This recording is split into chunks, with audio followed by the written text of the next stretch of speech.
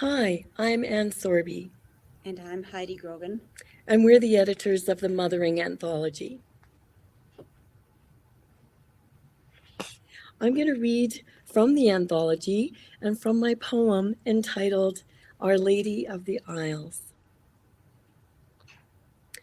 Why are statues of the Holy Mother pale, blue, and white, subtly shiny, haloed, hallowed, even plaster cast?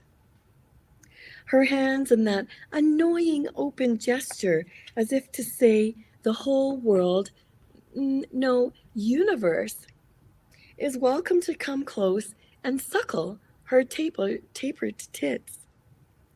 Why do some include the child as if the woman, hymen intact, doesn't have enough to bear already? The child appears sometimes on her lap, in her arms, perched on her shoulder, or incredibly, standing on her hands, elevated, his head above hers, his hand on her head, benevolent, as he is in Our Lady of the Isles, installed high on Ruval, on South Uist. Ironic, because there she looks north, waiting, wanting the wind, as if called upon in effigy, as if to mother the place in quiet protest, daring us to defy her. Granite Mary, hoisting her generous son, is an instrument of conjecture. Mary was used to resist, as mothers often are, as archetypes of defense, convenience, succor, strength, as an homage or a giant swollen edifice to be pricked. What did you think? To be taken for mothering requires that the arms are ever open, that the palms or the rest of the body, for that matter, are permanently on call. Listen. The proof is in another statue, here, near the door to the Church of Conjecture. On the outside, Mary is renewed, recast in plaster, white as Paris. Inside, steel rods concealed in her empty arms fling them to the same height as the grown child's on the cross.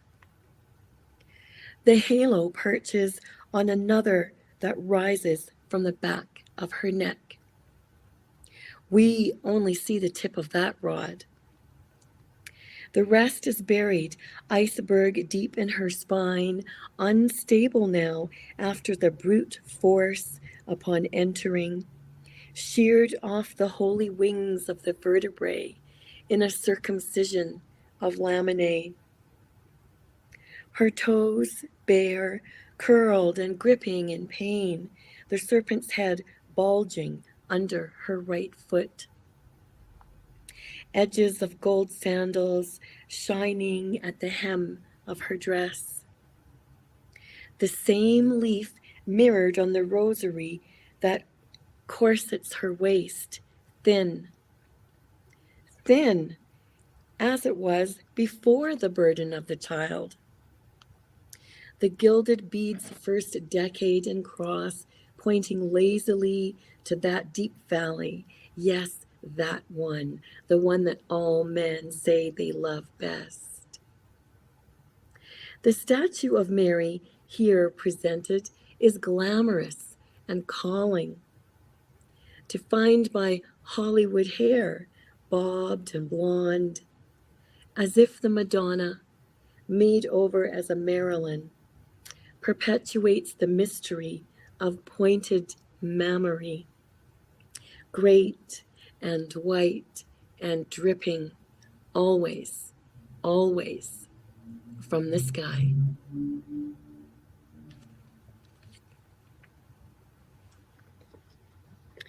And I will read from our anthology, Bring Me Out in the Woods.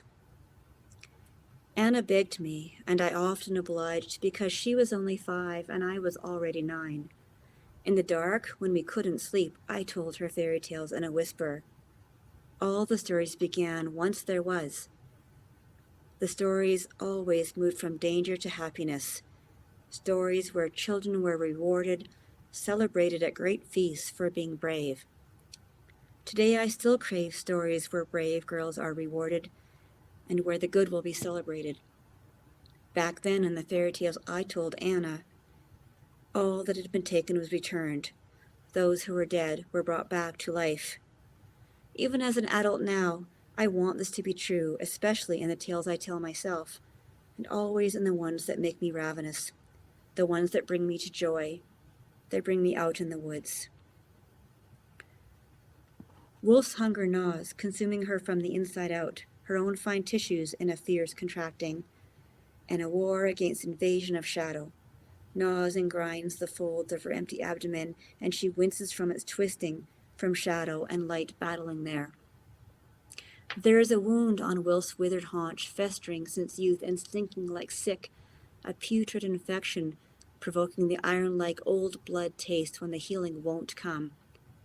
Her wound insists she limp, and splits Wolf wide in her walking, a wet and tender scar leaking pus, like sap from a tree, recalling its capacity for generosity. She remembers standing proud and productive, but that was before.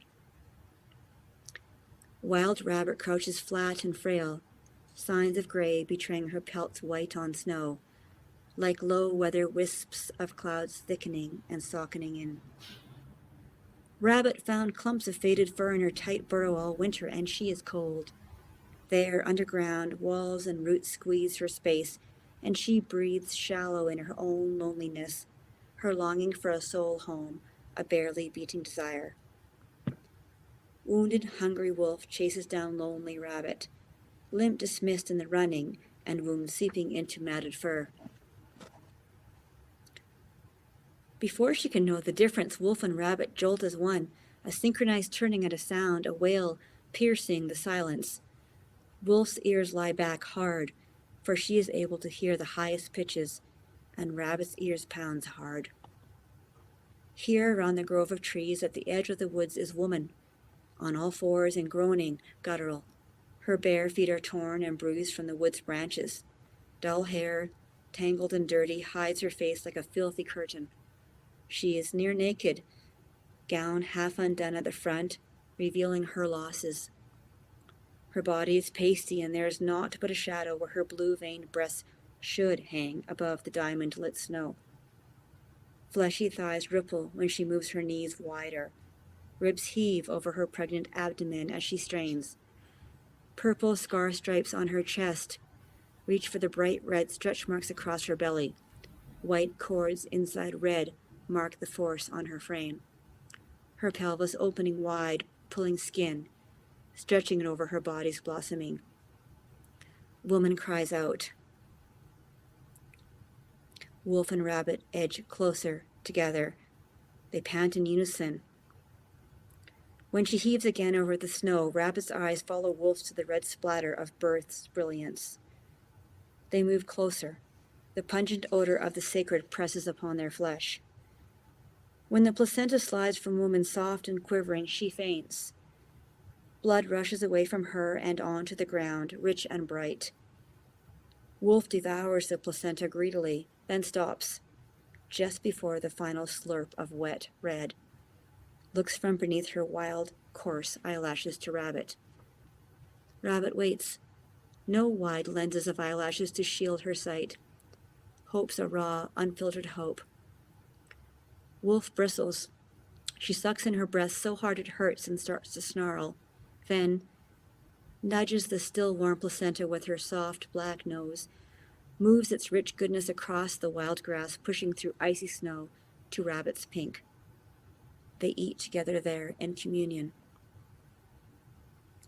In her fingers, woman grasps fists full of fur, coarse gray, soft as white warmth pushing up between her knuckles. The snow melting between her and Wolf and Rabbit is soaked red. Wolf howls in the afternoon of the day, the wild soul voice of desire, of longing and gratitude. The shadows are gone. I want to tell Anna. I want to tell her in the full light when both of us are awake. I want to speak to her from a place without shadow. I want her to know there's a reward for being brave. I want to tell her this story, the fairy tale which begins once there was, and ends when what had been taken was returned. I want her to know the story of Wolf and Rabbit. I want her to know about women who burst their way back to life, brave girls who go out into the woods. Thank you.